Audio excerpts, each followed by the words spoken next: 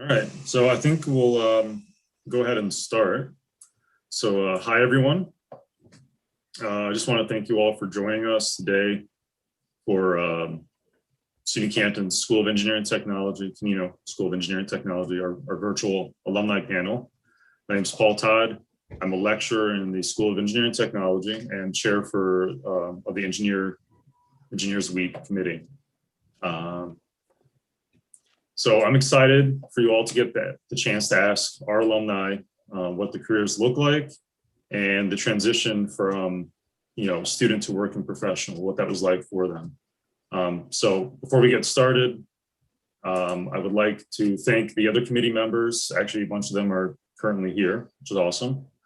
And then I want to give a special thanks to Shelley Thompson for Career Services, and then Matt Mulkin, actually one of our speakers, for promoting today's event, and to RJ, who's working in the background today and for setting up the Zoom meeting. So we're going to start the panel off with a brief introduction from each of our guests, and then I'll ask them just a kind of a prompt or initial question. And then we're going to open the floor to question from anyone in the audience. So without further ado, panelists, feel free to introduce yourselves.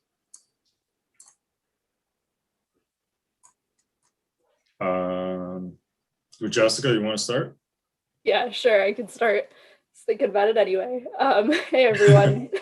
So I'm Jessica Fisher. I'm a 2018 graduate of SUNY Canton's Mechanical Engineering Technology program. I am currently an up-tower repair engineer for wind turbines with GE Renewable Energy. I've been with them for just about a year now. And prior to that, I was in wind turbine drivetrain testing. So I specialize in gearbox repairs for our operational fleet globally. Cool, thank you. Okay, Sheila? I was going to say, I'll go next. I was about to go with Jessica. Nice. Thank you for volunteering. Yeah.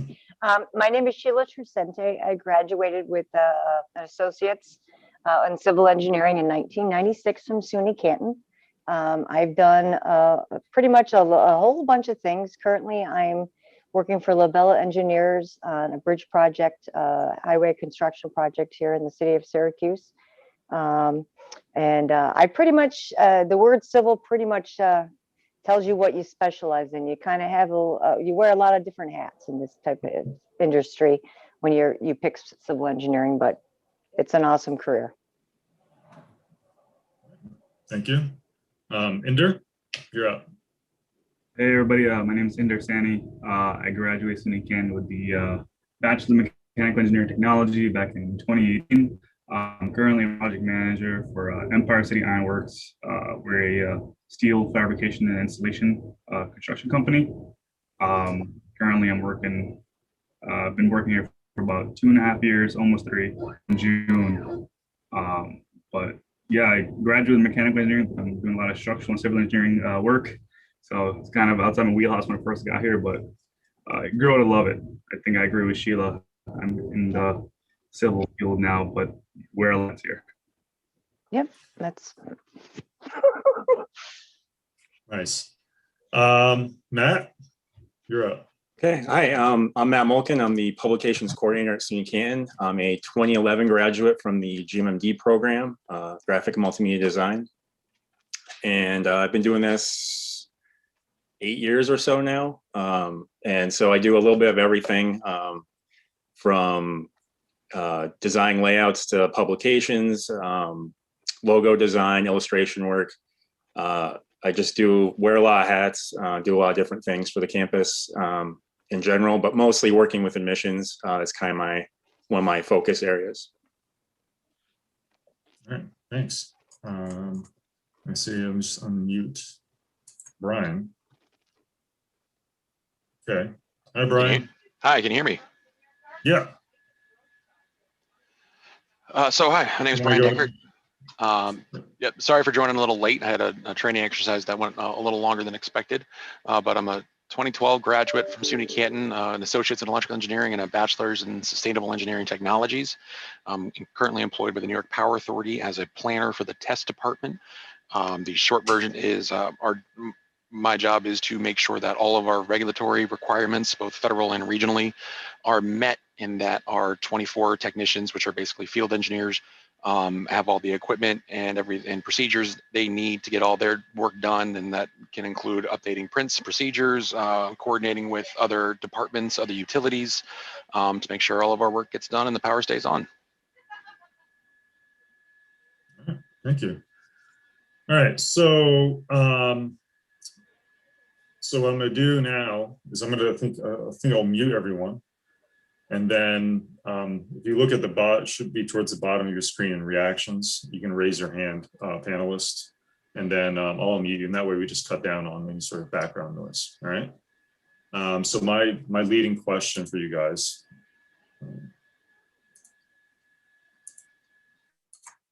I'll just mute you. So my leading question is, what does your typical workday look like? And if anyone wants to jump in first, just raise your hand. Hey, yeah, so I have quite a varied workday. I basically do things like formal design reviews, engineering calculations, tool design when I'm not in the field, but I also do get the opportunity to go into the field and trial the processes and tools that I have developed for specific repairs. And then I get to work with the technicians and make sure that the project that I've been working on is a quality repair for the wind turbine that we're targeting. In addition, I am allowed to be in our shop environment. So we have what we call the Repair Development Center. And if there's anything I ever need to trial or test, I'm able to go into that shop and get hands-on exposure to all of the components that I could possibly need in order to do my repairs. So I do some desk work, but then also a lot of hands-on and a lot of field work as well. All right. Thank you. Matt? Mine is pretty simple. I show up and I check my email. So I never know what I'm going to get. So it could be, a layout for something. It could be a brochure, a postcard, a letterhead, a design with the mascot. It could be a logo. It usually revolves around checking my email and then going to work on whatever tasks I have for that day or bigger projects I have going on for one of the departments. Cool. All right. Keep in mind that Brian is on video. Oh, okay. Well, thank you, RJ. All right, Sheila. Hello. My typical day can change pretty much depending on the job and the same type of thing and what's on my desk. Well, I'll just talk about my typical day on an upcoming bridge project I'd be on is, I'll show up at 7 o'clock in the morning, meet the contractor out in the field, and I'm there every day, making sure that they're doing the job correctly as it was designed. And unfortunately, you always run into problems. So we're always thinking on our feet, the day changes. If you look to others, if you don't know the answer, but every day can be completely different, to be honest. And they're usually long hours. But it's nice when when it's all said and done, you've built a bridge or a roadway or what have you, or a culvert or, a creek project, you name it, it's a nice feeling at the end of the day when the project's finally done. Yeah, and you have something to look at and test out yourself in your vehicle or whatever, right? Yeah, So, and then actually I find it more interesting to go back 10 or 15 years later to see how it held up. To see if our engineering was really up to par, so to speak, as we thought at the time, Yeah, great, thank you. And Brian, since you can't raise your hand, I'm just going to call you out. If you want to share. That works for me. So my typical workday is a mix of both long range and short range planning. Because of the nature of our business, we sometimes, like for example, anything that's going to potentially affect the bulk electrical system, we got to take equipment out of service for any reason for the year 2022. We have to put in our schedule for all of that work for 2022 by April 1st.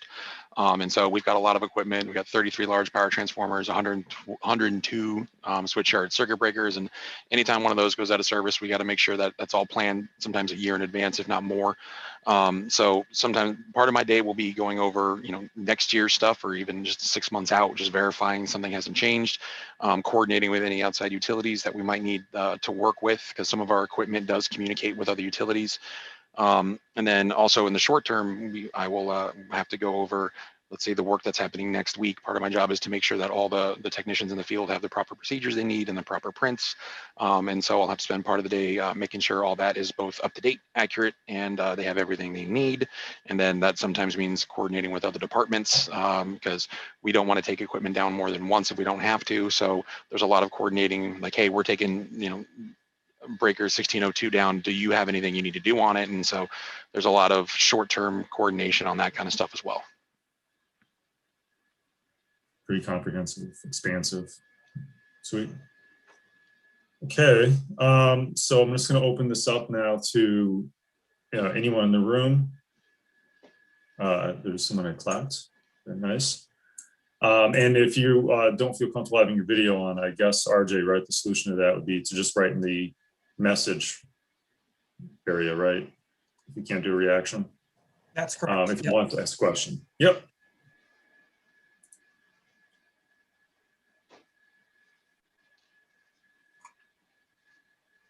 Okay.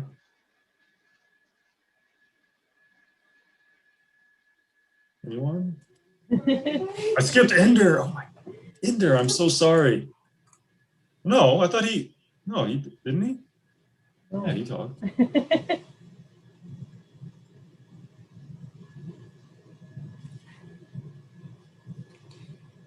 Yeah. All right. Ender, you want? Skip me over, man. Okay, go ahead, Ender. That's all right. I'm sorry. Well, my typical workday looked like usually in about 7 a.m. I'm always looking over drawings from our details, in-house and outside details, looking at erection plans, making sure everything really fits up right, the erectability of certain items, making sure the field has what they need. If there's any problems, always gotta, scrounge up something else so we can figure it out. Make sure detail doing what they're doing. The field guys at work. We're always making sure that our guys are busy in the field. And then top of that, just make sure everything in the shop is being fabricated is correct. If there's questions there, I always gotta look those over. There's a lot of times I have to look at coordination drawings of the trades, either it's mechanical, electrical. Those always usually take me more time to look over because I'm just not used to them, except steel erection plans.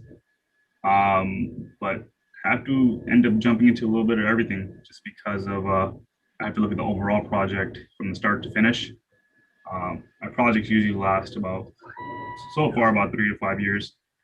Not that I've completed one yet from start to finish, just in the process of it, but it's a jog and not a sprint. So it always takes some time. Yeah, thank you. And sorry for that, Ender. Okay, Julie, would you like to ask your question? Sure. And I think Lucas had one in the chat that was sort of similar for that. But basically, what would you tell a soon-to-be graduate starting their new job in the middle of a pandemic? What advice would you give them now that you know so many years out, not necessarily on your first job still? What advice would you give them to prepare for this? Anyone who wants to answer first. Oh, yeah. Okay, Sheila.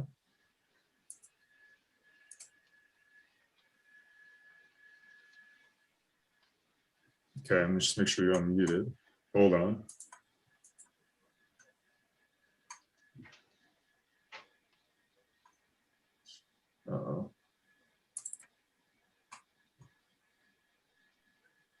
recognize it. RJ, can you unmute? I'm trying to find Sheila on the list here.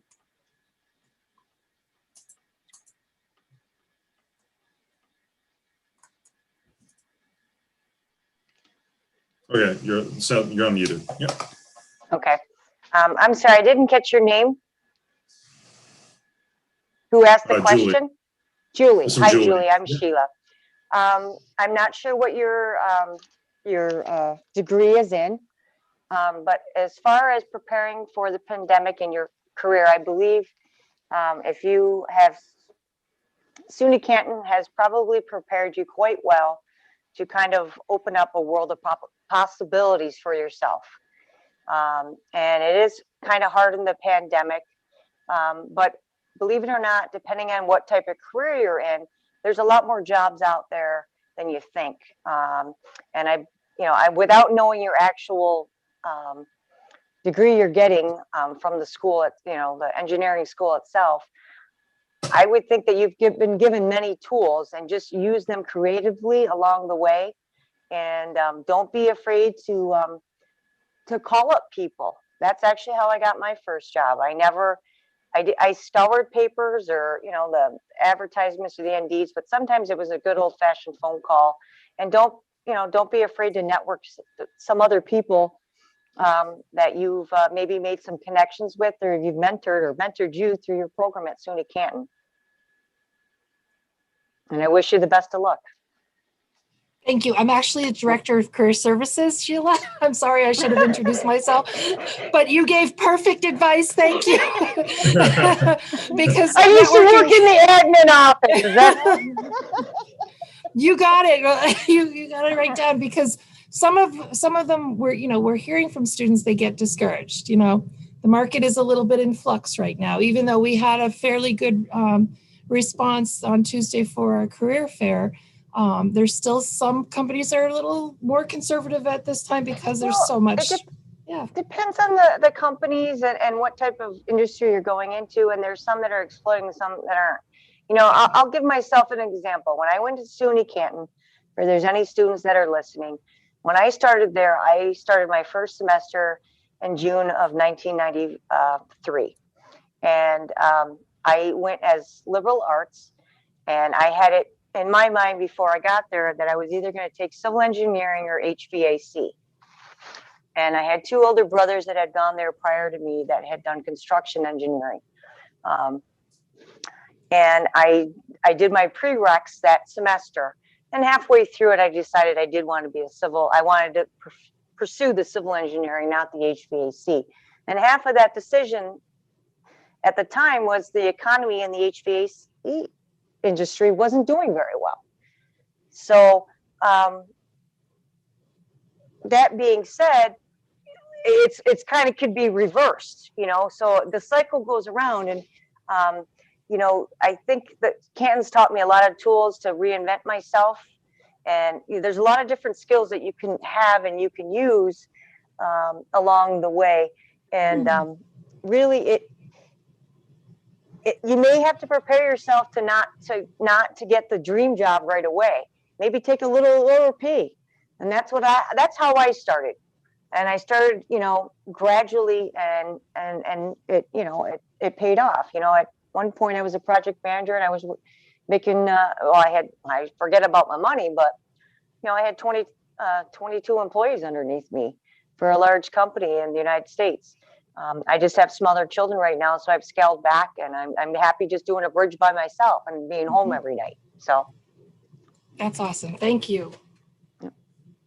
Hey, and just to chime in on that too, I know for me, when I was just applying when it wasn't COVID, it was 40 to 50 applications that I had put out, and I only heard back from something like 5 of those employers, which is really sad. So I think patience and persistence and tenacity, I think those are really good just skills to have when you're trying to apply for a job in COVID. And I know that from, just taking what you have at Canton, you have really great skills. And I think the students that are in COVID learning right now, where it's mostly online, you're actually going into a job with this virtual mindset already, which is huge, because so many of us had to learn how to go virtual, how to go completely remote, and how to excel that way. And so I think that's a huge skill that, you know, people potentially don't recognize that they have. Great. Anyone else for that one? Question? No. Okay, we have a question from Owen. And Owen's asking, how hard was, and this is for Ender actually, how hard was it to go from your schooling in Canton to multiple forms of engineering in your job, right? From mechanical to civil? Yeah. Well, I didn't think it was too hard because I'm not really doing like calculations or superstructure analysis or anything like that. And that's really left to our PE that we have. So once the drawings are submitted, we send it to our PE for calculations, and we submit those drawings and calculations to the general contractor for approval. But it's also just all I really look at everything is statics and strength of materials, which were two classes that I wasn't too fond of when I was in school. But that's all I'm doing now, really, just looking at everything. There are times where a section might not work, and I have to just make up something. Me and the project manager would work together to make up something and see how something might work. The erectability of in a tight spot, or it's really a matter of figuring things out. But going from mechanical to structural / civil engineering now, it wasn't a big transition, but it kind of threw me off when I was here at first, just because I wasn't used to anything we're doing here. But it took a lot of just questions and more questions and more questions, and asking people that are more experienced than I am, saying, hey, what does this mean? Or how does this work? Or what do you think about this? You know, sometimes you just got to throw out a crazy idea, and that crazy idea might just work. And it has in the past with me.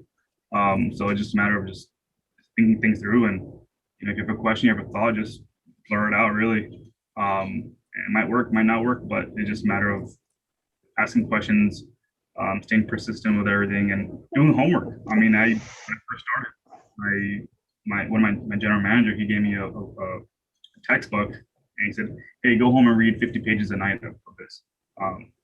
So I did that, and it helped me out a lot in the long term. And short term, I really don't want to read it. I just got out of school. You know, I know what I'm doing, but you need to set your ego aside and just keep learning. That's another thing too. You gotta, you know, you're never really gonna stop learning until you're, I guess, extremely experienced in your career. But I learn every day. I learn something new every day. So you gotta keep on learning and keeping your mind open to new things. Right. Thanks, Cinder. Okay, so let's see here. Did anyone else want to say anything to that? Do they feel like they kind of drifted out from what they anticipated in graduating with and working in? No? No. Okay. All right. And then Actually, I do want to add. I'm sorry, I do want to Yeah. add.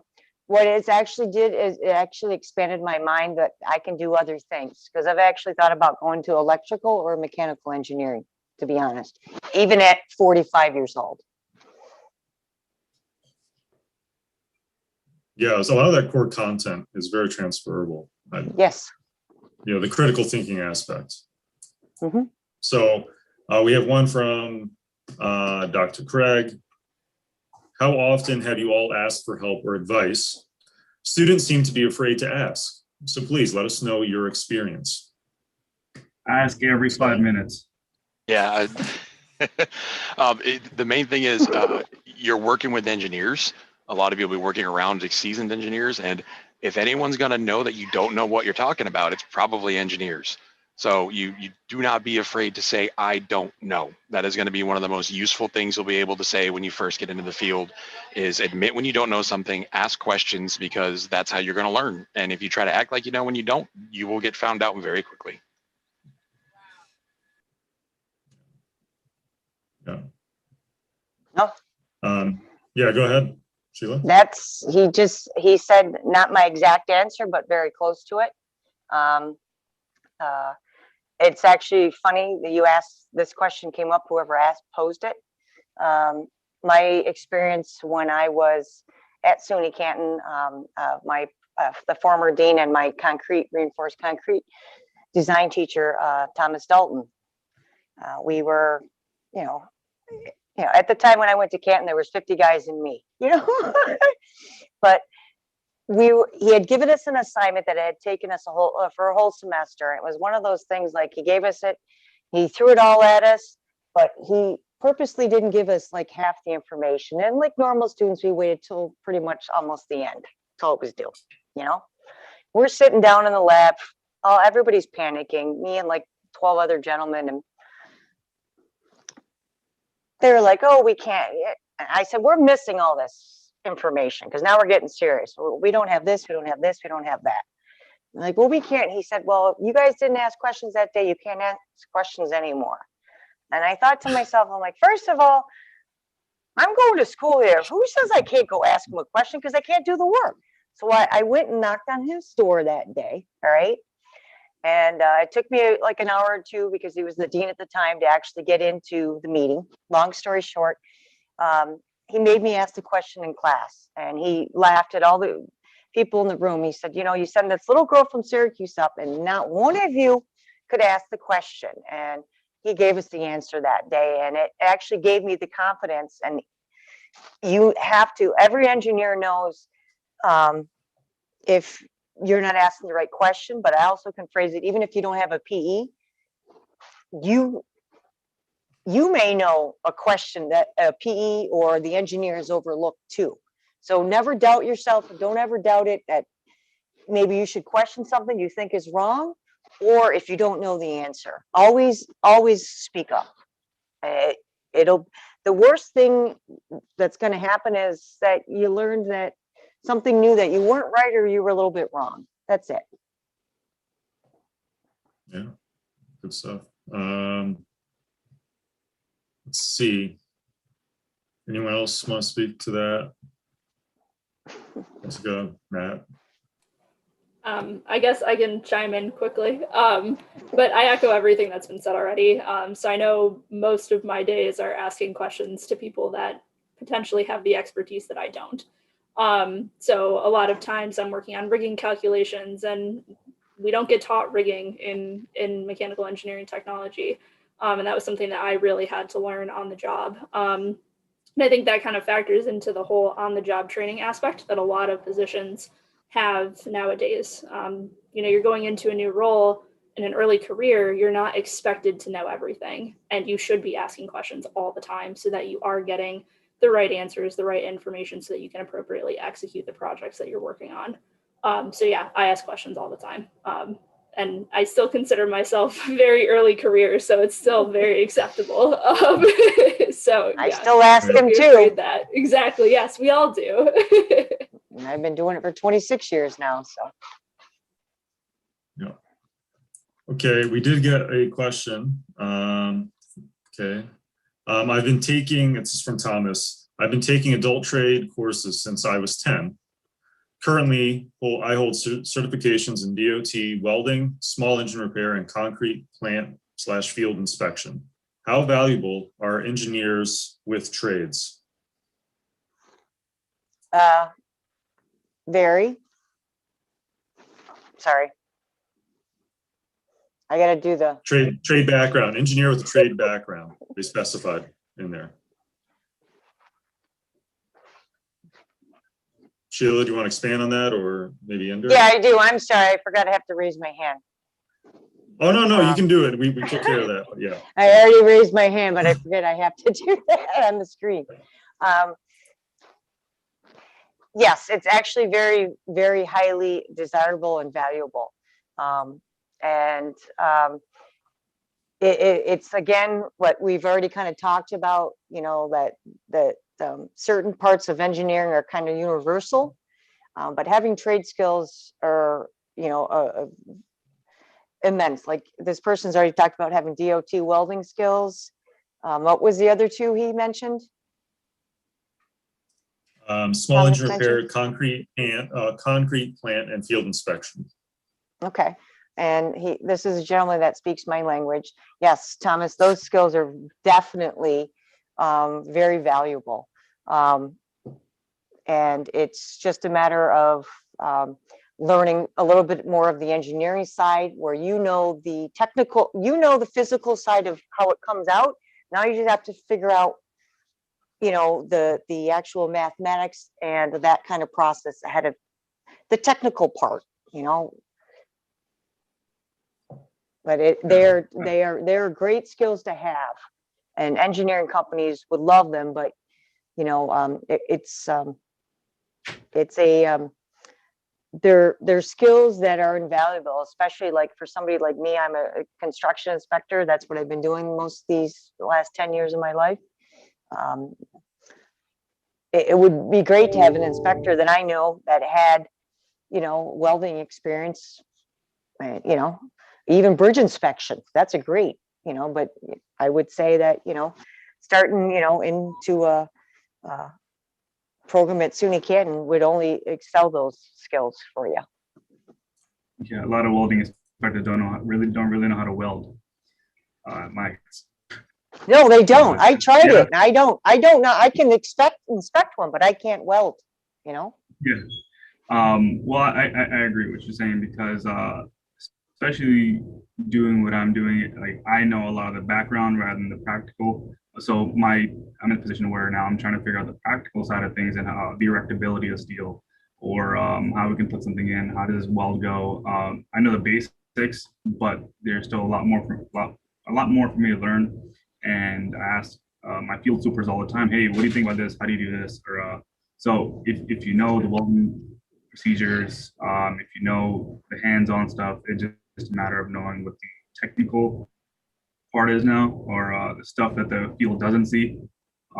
But to a certain extent, after some time, you know, being a project manager, especially, you know, in the industry I'm in, steel construction, you end up having both the field and the office, really. Yep, I agree. Well said. Better than me. I think to add to that too, so my background being in wind, I actually did a wind turbine technician internship just after I got out of school. And that was probably the best thing I could have ever done. I'm a firm believer of getting your hands dirty, being the boots on the ground person, so that when you're in a design engineering role, or for me, like a repair engineering role, I now have these skills of knowing what actually goes on with maintenance and services from a technician perspective. So if there's any sort of hands-on training that you can do, or just general knowledge expansion that is going to complement your engineering skills and your degree, that is 100% something that you should go for. And I know for me, that made me a more marketable candidate to say, oh, I have this technician background. Mind you, it was only a summer's worth of technician work, but it still led me into a position where I can be much more successful and empathetic towards the repairs that I'm putting forward to the technicians that are actually going to perform them in the future.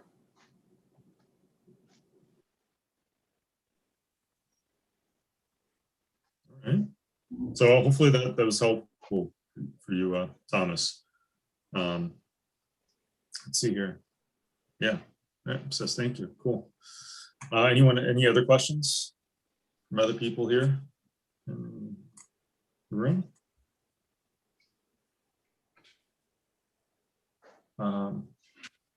Okay, here's another one from Dr. Craig.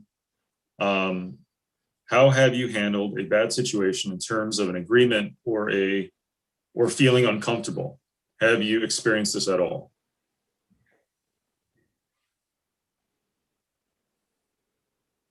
Yeah, I could answer this. No, not me first. You go first. Okay, thank you.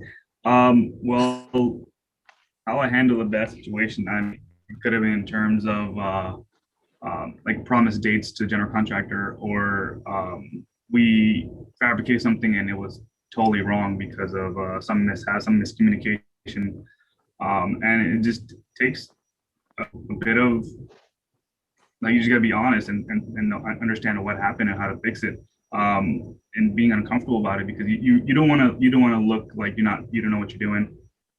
You want to go into everything with all the information you have or can get. But there are times that happens to me, you know, here and there, that something happened and I don't know what happened to it. I don't know how we came to that situation. But it's a matter of backtracking everything, getting all the facts, and trying to go back to old emails, even if they're 3 months old. Somebody probably said one thing and it was a domino effect.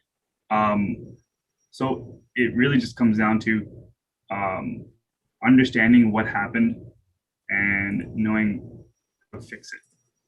And that just takes a little bit. It takes a bit of honesty, and it takes a bit of understanding, like, hey, yeah, like I kind of messed up on this. So what can I do to fix it? Yeah. Yeah. Sheila? Yeah, I agree with that 100%. But also that question could go either way. Sometimes you didn't make a mistake. Sometimes somebody else did. And things can be, you can get put in a confrontation you didn't even want to be put in the middle of. And it can, you can feel a little uncomfortable, but you have to make sure that you know what you're talking about and that you've done your research in order to get yourself out of that conversation. And it's a little bit of confidence, but at the same point, you have to know your facts when you're in those conversations. And if you know whatever was, and even it could even be with a contractor, it could be with your boss, it could be with whoever. And maybe you do make mistakes. Everybody needs to be honest. And one thing I always do when I work on jobs, people have a tendency to always like pit sides against each other. And I'm not that type of person. You have to kind of look and you have to come up, you just have to fix it. Something's wrong, something's broken, and you just have to keep it civil and work in mind that, this is not a personality contest and it's not an enemy contest. We're here to do a job, and sometimes something's messed up that we need to fix. We all need to kind of get along and get it done, because that's what's the most important thing is the product. Right, for sure. Anyone else want to speak on that? What I would have said too is just being in this industry, you learn how to put out fires very quickly because it just happens all the time. So it's just a matter of using the same skills in a sense to fix whatever happened now, right? So you got to quick on your feet. You can't slow down. You got to keep going, keep moving forward, and just making sure you're doing the right thing.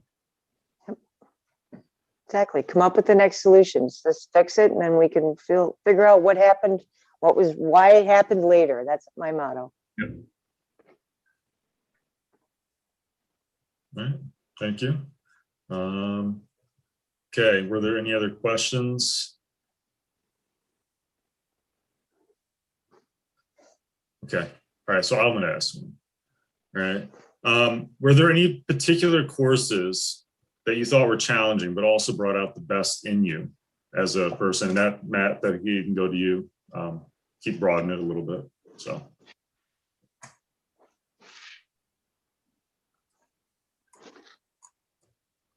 Ender, do you want to say something?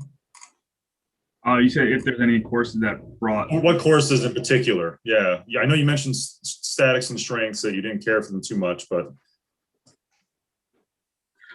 Yeah, well, so coming here and starting to work here, I quickly understood that statics and strength was basically the main core classes that were necessary here just to understand that. So being that I wasn't a huge fan of it, I went home a week after starting to work here, and I went back to my notes and I was like, what is all these things, right? Because I took them sophomore year or whatever the case was. So I had to refresh my memory on it and understand, like, okay, so this is, like I totally forgot how to understand what a W 10 by 22 was. And I was like, oh, it's 10-inch depth and 22 pounds per foot, right? So, I mean, the basics of it.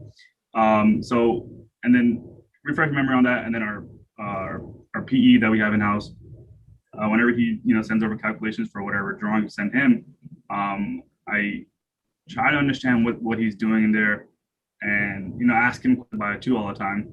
So it took a little bit of, I'm not sure what the exact word, but I don't want to say bravery, but just understand like, hey, like, like you didn't really pay attention to this as much in school, but now it's crunch time. You gotta just make sure you get back in the book, start learning again, and refresh your memory on everything that you've done in the past, because you're gonna need to know those skills now. I would Yes. echo that. Go ahead, Justin. Sorry, yeah. So I think notable classes for me were statics, dynamics, and machine design. And I use all three of those now. I thought they were the most challenging courses that we had to take, maybe besides like thermo for mechanicals. I thought that was challenging as well. But yeah, no, I literally use them every day. I have textbooks behind me that you can't see, like literally all of my textbooks. And I go back to a lot of notes. And I think, especially with like classes that I think I had Miller and Dr. Craig for, we were prompted to keep great notes. And I think Doc had put it in the chat as well. Keeping good notes, actually keeping textbooks, because I refer to that all the time. And I think another thing that I refer to just beyond our textbooks is if you've taken the FE exam and you have the review manuals and the practice problems, you can go back to those notes, if you will, and review content to be able to get yourself to work through a problem, even if you don't have the knowledge about the problem. But yeah, statics, dynamics, and machine design are the three that stick out to me for sure. And I'll just chime in as well to basically reiterate what everyone else is saying, that you can't take too many notes ever. And you need to take them well, and they don't be sloppy with it. They need to be organized, and that's true in school and especially professionally. My first 5 years out of school, I was in the manufacturing industry, and even now in the utility industry, I can tell you with all my experience that documentation is very important, and that includes stuff that goes wrong. Like if you try something to fix a problem and it doesn't work, those notes are just as important as the notes for whatever it is that works, because years down the road potentially you could be asked, well, why didn't you try this? And if you can actually say, well, here's why I didn't do that, and that is very valuable information that can save someone a lot of time and energy down the road. So yes, take notes, keep notes, and don't expect to stop, because you're going to keep doing it and it's going to be useful. Yeah, I see Dr. Craig said engineering format. I 100% agree, because we have our own formats here, and if you don't do it the right way in the beginning, you're gonna get confused later on. So staying organized, that's what engineering format really taught me when I was doing it all the time.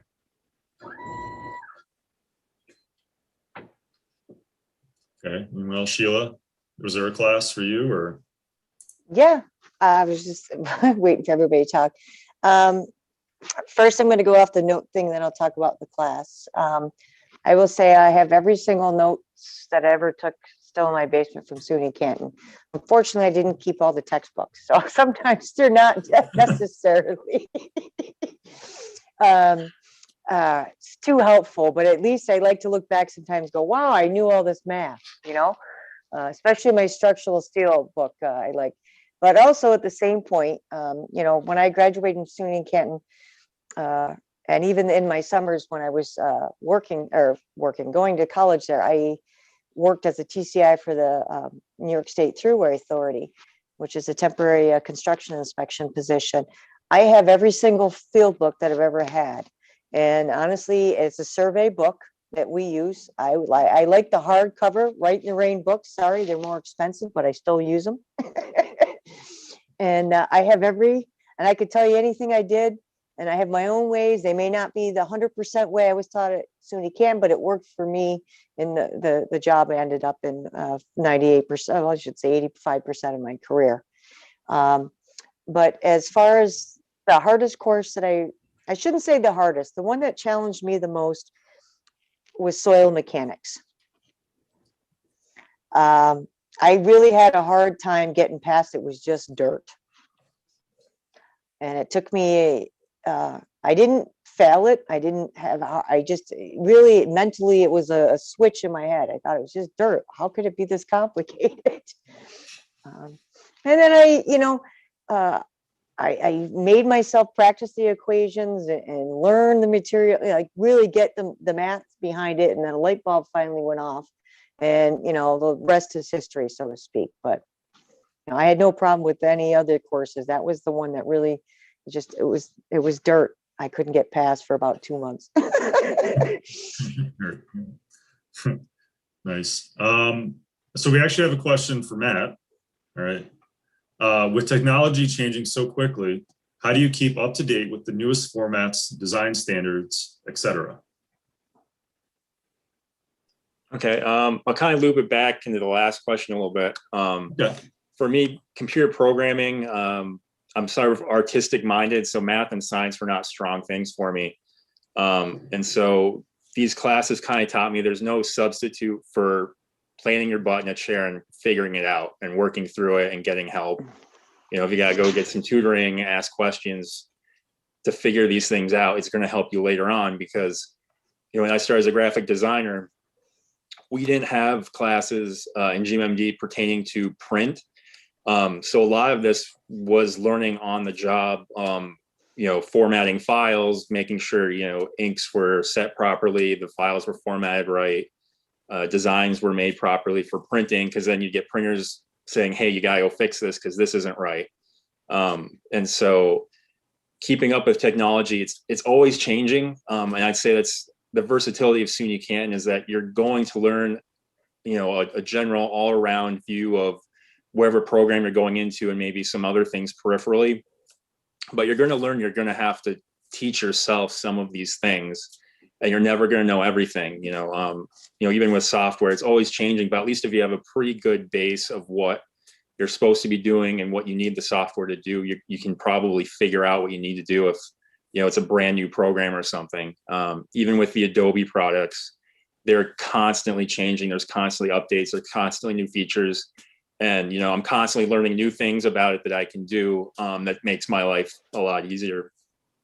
And so I think, also keeping your head on a swivel and just seeing what other things are going on, what other designers are doing, or what other, graphic designer or, other fields are doing with graphic design, at least, my field, always kind of keeps me moving forward and changing and trying to change my design so I don't get too locked into a certain way of doing things. Don't be afraid to try something different. And, if you don't understand something, putting in the seat time to try and figure it out and, understand what's going on. Right. Nice. I think one other thing to tie in off of that, so we have this transition from SUNY Canton into professional life. You guys do mention learning on the job. What other things do you do for continuing ed, for continuing education? Are there classes that you sign up for, webinars? What advice do you have for students that once they're out, you have your older textbooks, but how do you stay sharp? So I think for me, from an industry perspective, I try and keep up with the industry with webinars and professional societies. I think there's a lot of value in being a part of the Society of Women Engineers, the Women of Renewable Industries and Sustainable Energy, the ASME, the National Society of Professional Engineers. There's a lot of organizations out there that do, what you would see for continuing education credits for something like a person with a professional engineering license. And you're allowed to sit in on those classes. And then beyond that too, there's refreshers that you're looking for, certificate programs, master's programs that you're looking to get into. That's another way that you can pretty easily keep up with just how to run problems and how to solve problems. But yeah, for me, a lot of it has been professional societies. Thank you. Anyone else? Yeah, sure. Sorry. I guess Matt, you go. Okay. For the graphic design field, I tend to be more doing tutorials and looking at what other designers are doing, reading articles and things and like what the new design trends are and trying to at least be aware of what's going on. Again, tutorials, the internet, there's just so much information out there that you can use to help keep you, up to date on things. Okay, yeah. Ender?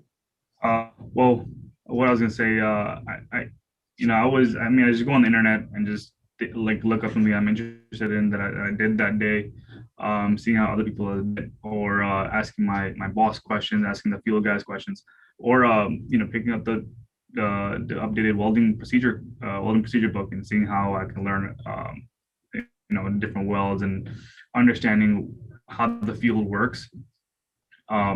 So that's what I'm trying to always learn and trying to figure out.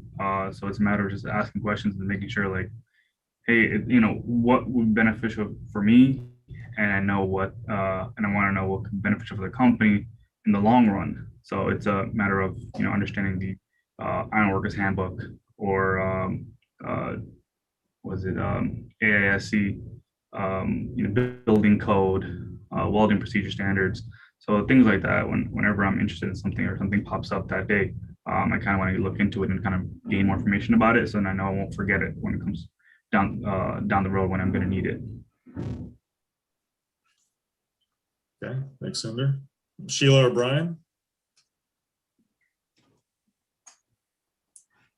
Yeah, I'll chime in for a second. Oh, go ahead, No, Sheila. go ahead. No, you know what, Brian, go ahead. You haven't spoken very much. Please, I feel bad. We've been hogging your career. Go ahead. That's all right. What I would say is to kind of elaborate, also double back on some of the questions that were asked earlier. Let's say your first job out of school is not that's what you thought you were going to do. Like me, my major was in alternative renewable energies engineering, and my first job was in manufacturing. So I became a process engineer. That wasn't on my radar, but the main thing is whatever field you're in at that moment, I would recommend that should be your focus. So I focused a lot on going to Six Sigma training and green belt and all that other stuff, because that's what applied to my job at that time. And that helped me, that kept all those engineering skills, sharpened and all that learning, ready to go. And it helped me progress in my career. And then that experience actually was allowing me to translate into the utility industry later on. And now that I'm here, I'm focusing my training on that, and that's helping me progress even further here and to be better at my job here. So that's my long-winded advice of you may not be in what you thought was going to be your dream job right away, but commit to that and focus on that, because that's going to help keep your skills sharp, and it's going to help you progress further, which will open up more opportunities than you ever imagined later on. I was going to echo exactly what Brian just said. As long as wherever you land, just do your job and try to do it the best, and read up as much as you can in whatever subject you've been given, regardless if it's a different type of, you learn it as much as you can, and try to participate in a few societies if you can. I found some of those societies over the years have been nothing. It's some of them turn into social clubs. So you want to pick the choices of which ones you actually join and which ones you don't. But really just do your job and keep reading up on everything. And, the background is engineering, and we always get a whole bunch of reading to do, don't we? Once we leave Canton, before and after. Yeah. Okay. All right, we have another question from Thomas. All right, odd question. Creativity is still strongly encouraged in industry, correct? Like making a biodiesel processor out of a coffee maker, creativity. Thinking outside the box. Anyone? I'd say yes, it is. I'd say yes, it is. That's actually sometimes, that's exactly what you need in the field, is somebody. And Thomas asked a question earlier about his welding skills and his concrete skills. That's exactly, sometimes the best invention is right in the moment when you need something. So there's sometimes they're crazy ideas, but sometimes there's not too crazy an idea if it's feasible it works in the situation. And I myself have had to make many of those kind of decisions. Didn't look the same on paper than when I opened it up, especially a bridge abutment. Okay, Jessica, Ender, Matt, Brian. Yeah, I can add Jess? to that. Yeah, so I mean, in my current role, we have complete freedom to reasonably design repair processes and tooling. And a lot of times, you know, I gather feedback, and there's one program specifically that I can recall that we had 7 different ideas, and some of them were completely out there and very just, you know, could we even ever do this? And we actually came back to some of those ideas and utilized parts of the ideas into what our design actually turned into. So definitely the brainstorming, the creativity aspect, you know, nothing's out of the question when you really don't know what your end goal is in terms of what your repair is actually going to look like. But you know, you kind of have these goals and a list of guidelines to adhere to get to the end product. But you really have a lot of freedom to get there, which is what I found. Anyone else?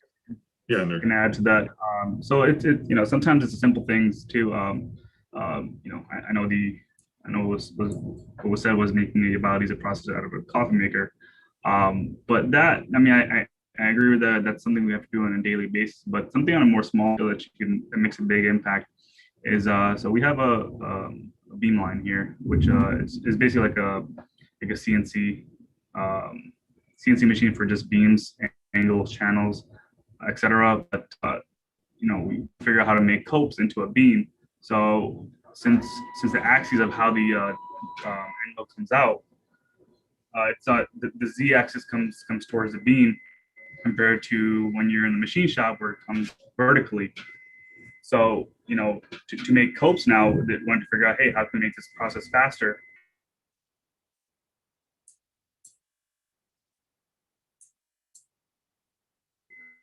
In the beam with a torch.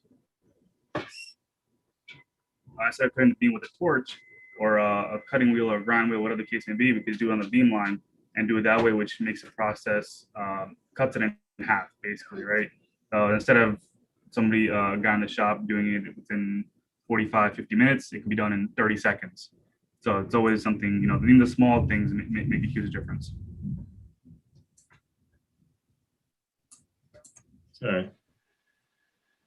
And All right. Yeah, go, Brian. yeah, just to, yes, that's definitely encouraged. I can tell you every review I have ever had as a out of college has had something along the lines of what have you done to improve a process or think outside the box or anything like that. Guaranteed any job, everyone here, when they get a job, you're going to find something in your job that you're going to ask the question, why do we do it? And someone's going to answer, oh, we've just done it this way for a long time. And those are the kind of things that you want to dive a little deeper and try to find out a little bit. But yes, that's encouraged, and I can almost guarantee you that it will impact your career and for the better if you are one of the people that is trying to think outside the box and make those kind of changes.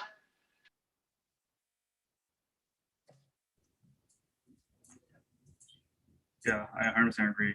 My company has been open now since 1904. So me coming here, I asked them, hey, why do we do things? They're like, oh, we did this for 100 years. And then heard that all the time. Still here today. I mean, heard it yesterday, to be honest with you. But, you know, there are times we got a new plasma table and we're starting to make stringers for stairs on the plasma table.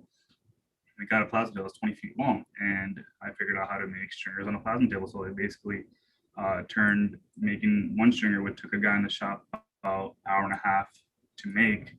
I figured out to make it on the plasma table, and it makes it in about 7 minutes. So you're always continuing to make the company better and make the company more money. That's really what a ultimate goal of a project manager is, really. Yeah. All right. I think we're running about like maybe 4 minutes over. I know you guys are probably busy, probably actually at work. So I'm going to wrap it up there. But I want to thank you guys all for coming. Thomas, thank you for your questions, and Owen. And then for the faculty that also participated and people in the administration. But we'll be holding another panel next year.